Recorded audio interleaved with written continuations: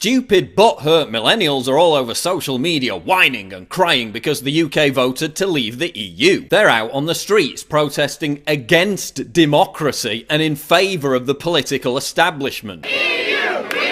We haven't witnessed this kind of outpouring of love for an undemocratic superstate since the Hitler Youth. I feel like we're watching the stirrings of fascism in Europe again, and I genuinely never thought it would be my country that did that.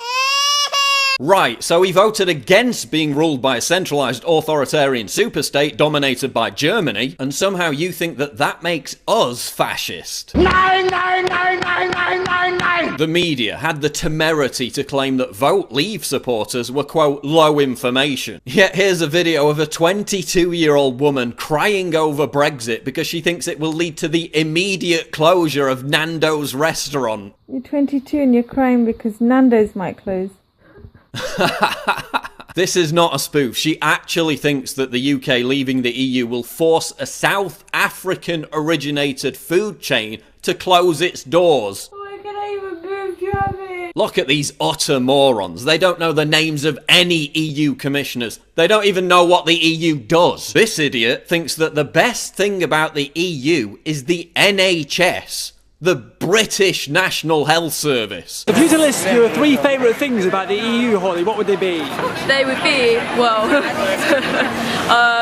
definitely the NHS. She thinks that Brexit means the government will no longer pay for her to travel to France. If I can't go to France, I've got to pay to go to France now. Flight travel. She thinks we should have stayed in the EU so everyone would be forced to have the same opinion. That's what basically, like for me, it's just about everyone being united together and like having the same opinions. Oh, you are so dumb. You are really dumb. For real. The special snowflakes are also whining about how old people have stolen their future. You know, it really is. It's the younger generation that this is going to affect, who were kind of, they were, I guess, outnumbered on the day, and by a bunch of backwards thinking old people. Only 36% of them even bothered to vote. 64% of 18 to 24-year-olds couldn't be arsed. Hey millennials, virtue signalling and whinging on Facebook isn't the same as voting. Signing fraudulent online petitions isn't the same as voting. Calling anyone who voted Leave a racist to get social media brownie points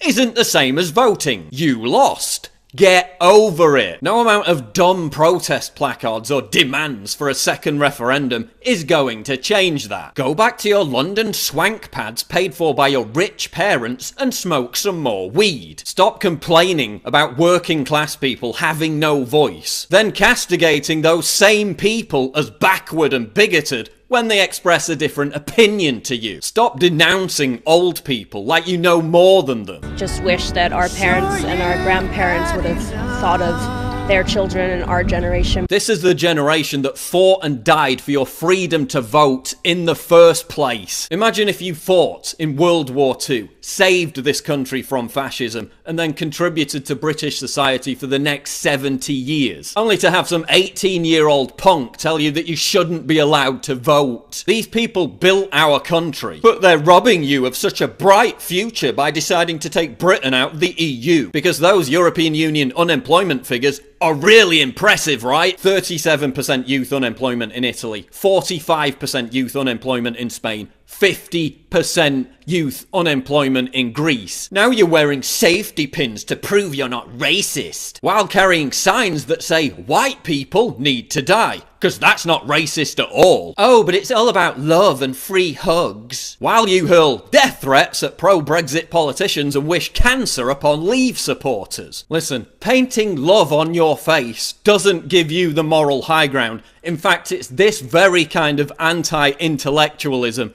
that leads to the rise of fascism. And isn't it ironic that so-called anarchists are protesting in favour of the status quo, in favour of the political establishment, on the same side as big banks, on the same side as big business, on the same side as billionaire insider trader George Soros, on the same side as Goldman Sachs CEO Peter Sutherland? Sorry, but at what point did you guys stop being anti-globalization. But seriously, what do you expect from Generation Snowflake? Self-entitled, spoiled, immature, me brats who are so buried in their cell phones and social media virtue signaling ghettos they can't even comprehend the notion of someone having a different opinion to them. They preach love and tolerance all day, while being completely intolerant of anyone who questions their screeching dogma. They think they're fighting the system, while actually doing the bidding of the political class. Listen up, butthurt millennials. Get off Facebook, get off Twitter, go outside, have a breath of fresh air, and stop being used as pawns for the subversion of British democracy. And I actually immediately felt sick. Cheers, man. That's good stuff. Cheers.